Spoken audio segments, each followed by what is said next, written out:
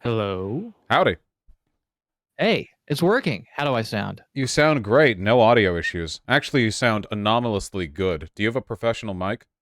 Yeah. What do I have? It's a Shure. It's one of those like $60 Shures you can get. It's USB at Best Buy, Yeah, well, but most it people are works. using laptop built-in mics, so this is still a pretty huge Yeah. step up. Yeah, I figured you're worth it, man. So otherwise I wouldn't take the time. But I Well, appreciate you taking the time because dang, you got Marianne Williamson tomorrow and a Jordan Peterson fan. Woo! and we I have the got State of the competition here. Union too. And the Union, it's in quite a state. Lots to get to. So, hit me up. What do you got in your mind? Yeah. So, let's see here. What I was gonna say. Okay, I wanted to say first off, long time listener, first time caller, and I am a fan. So I'm not here to like be all drama, blah blah blah. But I was listening yesterday to you kind of talking about the conversation Kevels had with that person on Twitter, and I just figured it'd be worth talking about how we go about dealing with Twitter beef because it just seems like Twitter as a whole is just a place rife with misunderstanding, and sometimes the best policy is just to do not interact. Good old DNI. You know what I mean? Oh, my pronouns are he, they, by the way. Thank you for asking. Don't be Chat. looking at chat. That's a classic mistake that people make when coming on Classic, stream. classic mistake. Yeah. But yeah, I just wanted to kind of gauge your thoughts on this because I know as a content creator, you probably find yourself looking at Twitter as much as the next guy. I know I'm much too clued in because we all want to know what's going on, what's the latest dirt, and we all love a good bloodbath once in a while, but how can that be potentially negative for your statement of goals? Like, we want to make the left online and in America better and a better sell to normies. And if we're all like beefing over dumb shit like saying the R slur or what have you, or it's not a good look, and it's probably not good for anybody. You know what I mean? Well, I agree with that. And I do generally agree that not engaging with people who are detracting against you is an okay idea. Hmm. I don't really mind Yeah. Keffals doing it, though, because in my case, the harassment comes from outside of my community, whereas in Okay. Keffals' case, Keffals was getting in a bunch of flack with her community, like, directly. So it seems like addressing Hmm. it is the only thing you can really do. Yeah, that's fair. I wonder how much Keffels is kind of bringing it onto herself, though, with the way, like, I think optically it kind of looked bad, like, kind of. I think it was a shit post mostly on stream when she was telling people to make pit crew avatars and go troll like other pit crew avatars on Twitter. Because I mean, how many people actually did that, and you can't quantify how bad that would be, like objectively. So I don't think anyone really got hurt from doing that, but at the same time, like, you could probably avoid all the bullshit drama from having said that by just not saying it. I mean, like, how much happier and how much more productive would streamers be if they didn't have Twitter just like poisoning everything? You know what I mean? Well, I mean, that's kind of the issue with the framing, right? The problem is that the left shouldn't be in a state where, like, any remotely objectionable behavior sets off this, like, landmine field of Hmm. like potential negative interactions and cancellations. Um, Right. the frustration isn't like it's like one of those like people like say, well, why don't you just not say retard? Is it worth it, you know? And it's kind of like I Yeah. don't know. It's kind of like clipping your nails when you're next to your partner, right? And it's kind Oh of like an yeah. annoying noise to hear It's somebody fun. clipping their nails. But if they were like so upset about it that they were freaking out and telling you like they're going to break up with you if you don't stop Hmm. doing that, and then you're like, okay, well, what the fuck? And they're like, does it really matter to you clipping your nails here that much? It's like, okay, it's not about clipping my nails here. It's about your reaction to what you perceive to be something that bothers you. It's about how like set off you were, you know? Hmm. Okay. Yeah, that's fair. Let's see here. Yeah, because I guess as a content creator, you've got to like when you're addressing something that would be, I guess, under the purview of drama, it would have to be you're looking at a couple of things. Like first off, if your job is, hey, I'm a full-time streamer, I got to think monetarily, like what should I cover, what should I not cover based on TOS, based on, what is going to get clicks.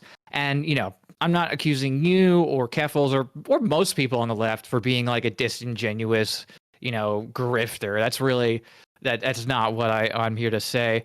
Um, you gotta. It's just one of those things you gotta think about because everything is freaking monetized, right?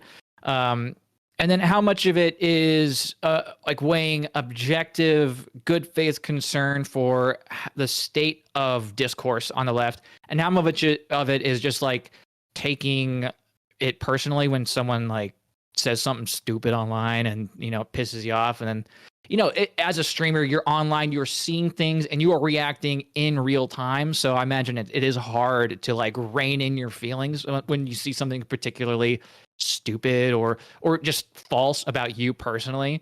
But I guess in a position where you've got a big voice, you got a big community, you got to think about these things. What can I not say to avoid causing this to snowball? You know what I mean? Well, it's not just a matter of like the pressure of reacting to stuff live. It's also that Mhm. I think there is some value in pushing back against this kind of behavior.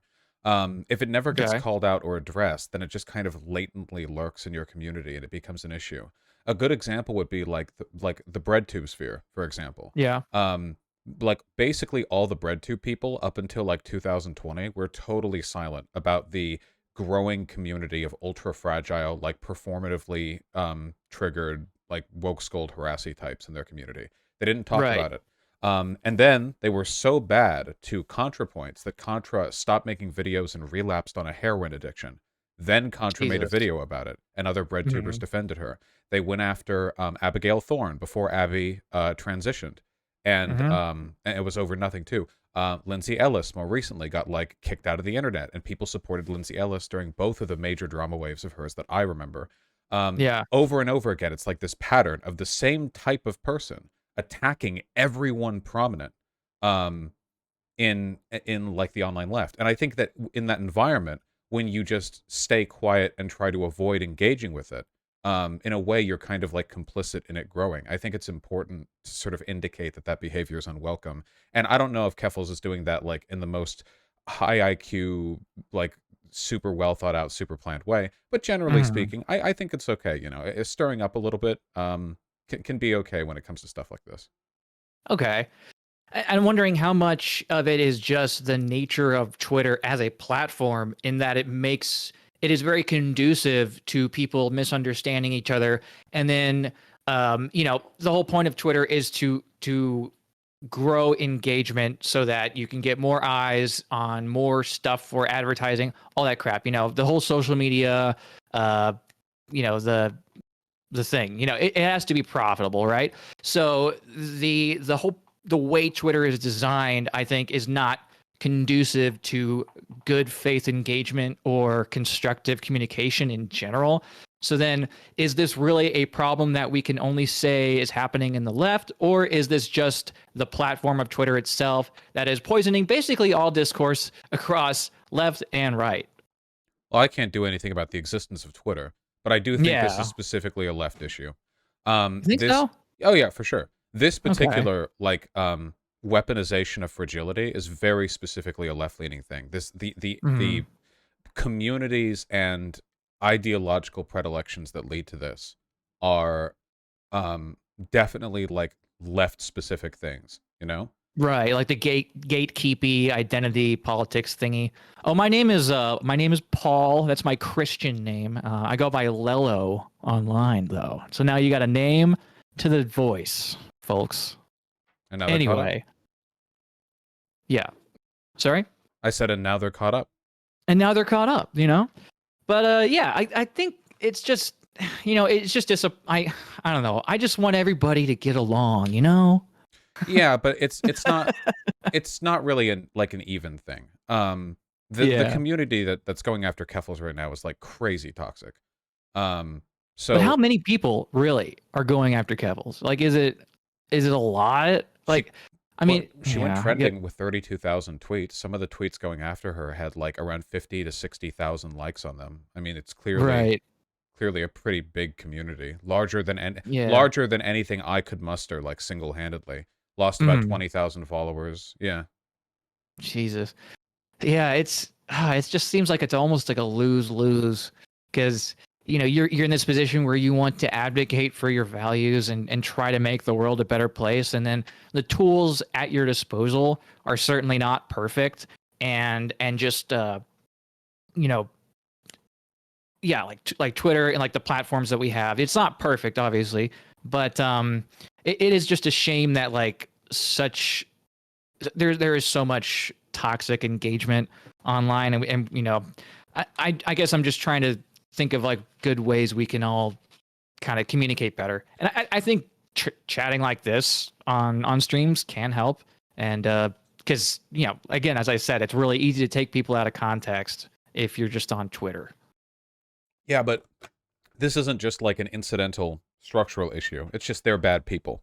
It's not an essentialist thing, but like this is just bad behavior. Um, it's not. I don't really think it's possible to detach the analysis of the situation from like they are just miserable pieces of shit online. The problem is they're able to. No, it's true though. Like it is Yeah, I often mean, that yeah, simple. they're victims of capitalism just like you and me, though, right? I mean, like the reason why they're miserable is because they have to live in the United States, at least most of them, and deal with not getting their mental health issues checked, and then spending too much time online, and then getting stressed out by all the bullshit they see. So, I mean, But I don't. I mean, you I don't don't. want to like, you Everyone want to is right. empathize. Yeah, I mean, I don't know. It's just we're all human beings behind these as the most irrational, most stupid shit you see from the left online. I mean, in the end, there are people behind those keyboards, I guess, and I don't know. I'm just trying to be a good boy and, Yeah, but and, I'm not and saying hug they're not everybody. people. I'm just saying they're bad Yeah, I people. know. No Yeah. matter how miserable they are, it's like they weaponize that against other people, and that's the frustration. If they Hmm. could be quietly miserable, privately, in a way that doesn't affect me, then I wouldn't go after them in the way that I do. But it is like a cultural issue within the online left, I think, Sure. because I they think it'll take their get better though, misery and right? they well, it's kind of Are we gotten trending that way? You think? I feel like it's gotten worse, if anything. The main problem is that a lot of people are like really cowardly. They don't have strong values, even like public Sure. figures on the left. So rather than take a stand against people's bad behavior when they see it online, they try to Hmm. like mold their values to fit in with the crowd. And I think that's the easier road to take, but it contributes to Oh a lot of yeah. issues. Absolutely. Yeah, it is hard to take accountability and admit when you're wrong. Like if I mean, I had this myself. I was more one of those people a few years ago than I am now.